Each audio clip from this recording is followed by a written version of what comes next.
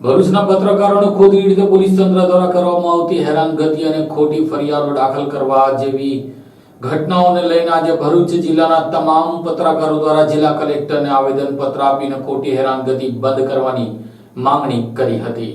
ભરૂચના લીંબુ ઝાપડી વિસ્તારમાં દારૂના અડ્ડા પર પોલીસ કર્મચારીઓ દ્વારા કથિત હપ્તા ઉઘરાણી મામલે 35 થી વધુ વિડીયો ફૂટેજ વાયરલ થયાના બનાવ બાદ આ વાયરલ વિડીયોની તપાસ કરવાના બદલે તપાસ અધિકારીઓ દ્વારા આ અંગે પત્રકારો અને જાગૃત નાગરિકોને નિવેદનો લખવા માટે બોલાવવામાં આવ્યા હતા અને કલાકો સુધી બેસાડી રાખી તેમને આખી જન્મ કુંડળી મેળવવામાં આવી હતી। ત્યાર પછી પણ પોલીસ દ્વારા પત્રકારોને હેરાનગતિ યથાવત રાખતા આજરોજ ભરૂચ જિલ્લામાં પત્રકારો દ્વારા જિલ્લા સમર્થને આવેદનપત્ર પાઠવી ન્યાયની માંગ કરી હતી। આ ઉપરાંત પત્રકાર ગૌતમ દોડિયા સામે થયેલ ફરિયાદમાં કાવતરાની આશંકા વ્યક્ત કરી તલસ્પર્શી તપાસ કરવાની માંગ કરવામાં આવી હતી। અલગ અલગ માધ્યમોથી વર્ષોથી જોડાયેલા પત્રકારો દ્વારા આજરોજ જિલ્લા કલેક્ટરને આવેદનપત્ર પાઠવવામાં આવ્યું હતું। આવેદનપત્રમાં જણાવ્યા અનુસાર પોલીસના કથિત હપ્તા ઉઘરાણી મામલે સમાચાર પ્રસિદ્ધ કરાયા બાદ ભરૂચ જિલ્લા પોલીસ તંત્ર દ્વારા વાયરલ વિડીયોમાં કોણ છે તેની તપાસ કરવાના બદલે સમાચારો પ્રસિદ્ધ કરનાર પત્રકારો અને જાગૃત નાગરિકોને નિવેદન લખવા માટે બોલાવવામાં આવ્યા હતા। કલાકો સુધી બેસાડી રાખી તેમની જન્મ લેવામાં આવી હતી। પોલીસ તંત્ર દ્વારા પત્રકાર એવા દિનેશ મકવાણા, ગૌતમ ડોડિયા અને જાગૃત નાગરિક સેજલ દેસાઈને નિવેદન લેવા બોલાવ્યા હતા। એટલેથી નહીં અટકતા પોલીસ તંત્રની આવી નીતિ અંગેના સમાચારો લખનાર પત્રકાર ગૌતમ ડોડિયા એ 4 વખત નોટિસ મોકલવામાં આવી હતી। આ અંગે પત્રકાર ગૌતમ ડોડિયા દ્વારા 3 ઓગસ્ટના રોજ ડીજી તેમજ આઈજીને અરજી કરી તેમની જાસૂસી થતી હોય,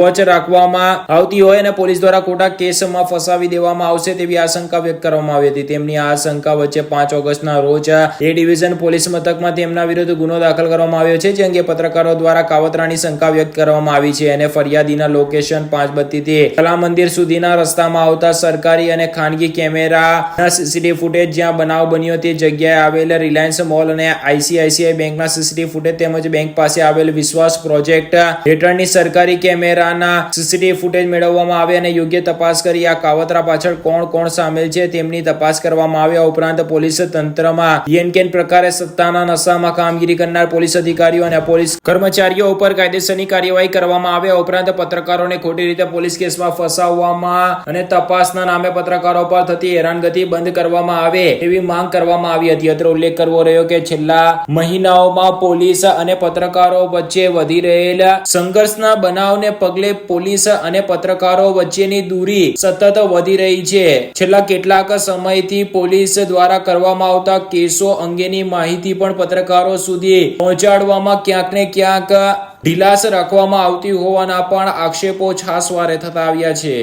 પત્રકાર વિરલ ગોહિલ આજે જે અમારા નેશનલ ચેનલ આજ તક અને અબ તકના ભરૂચ જિલ્લા પ્રતિનિધિ ગૌતમભાઈ ડોડિયા પર જે પોલીસ દ્વારા ખોટી રીતે જે કેસ કરવામાં આવ્યો છે, લૂંટની ફરિયાદ, એનાથી સમગ્ર અમારું પત્રકાર ભરૂચ જિલ્લા પરિવાર દુઃખી છે। એ સંદર્ભે આજે અમે કલેક્ટરશ્રીને આવેદનપત્ર આપવા બધા ભેગા થયા છે। ભરૂચ જિલ્લાના દરેક પત્રકાર, નાના મોટા દરેક પત્રકારો ભેગજૂથ થઈ દરેક સંગઠનો પત્રકારને જે આ ખોટી રીતે એને ટાર્ગેટ કરવામાં આવ્યો છે એની વિરુદ્ધ અમે આવેદનપત્ર આપવા ભેગા થયા છે અને એની તલસ્પી તપાસ થાય। એ જે જગ્યાનો બનાવ બન્યો છે એક્સિડન્ટનો, એ જગ્યાના કેમેરા તપાસ કરવામાં આવે।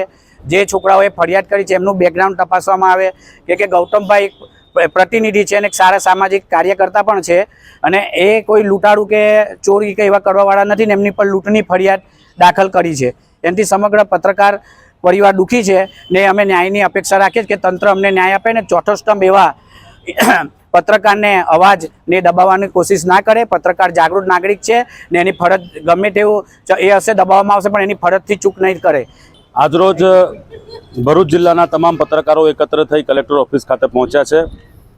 એટલા માટે પહોંચ્યા છે કે દેશની ચોથી જાગીર, ચોથો સ્તંભ ગણાતા જર્નલિઝમ, પત્રકારત્વ પર ખોટી રીતે દમન કરવામાં આવે છે, એ પ્રમાણેના અમારા આક્ષેપો છે।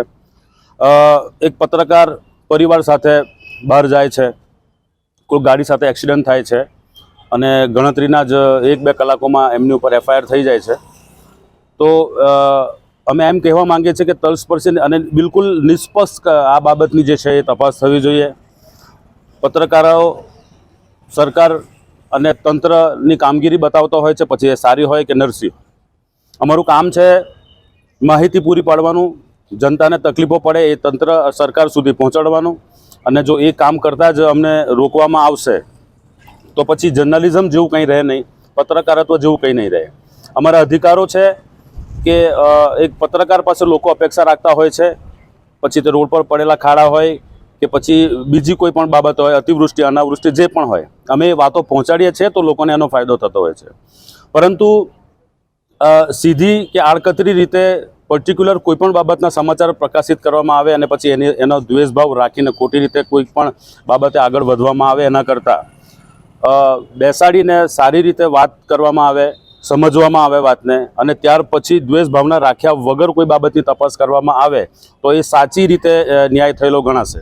ગૌતમભાઈ દોડિયાના સમર્થનમાં આજે ભરૂચ જિલ્લાના તમામ પત્રકારો અત્યારે અહીંયા એકત્ર થયા છે, અને અમારું માત્ર એટલું જ કહેવું છે કે નિષ્પક્ષ તપાસ થવી જોઈએ કે આ જે વ્યક્તિ ચોરી કે લૂંટ અત્યાર સુધી કરી જ ના હોય એ વ્યક્તિ સામે આ બાબતનો ગુનો દાખલ કરવો એ બાબતે થોડું વિચારવું જોઈતું હતું, અને હજી પણ સમય છે કે એ બાબતે ફરી એકવાર વિચાર કરવામાં આવે અને તપાસ વ્યવસ્થિત રીતે કરવામાં આવે, એકબીજાના જવાબો સારી રીતે લેવામાં આવે અને આ જે એફઆઈઆર થયું છે એને રદ કરવામાં આવે એવી અમારી માંગ છે.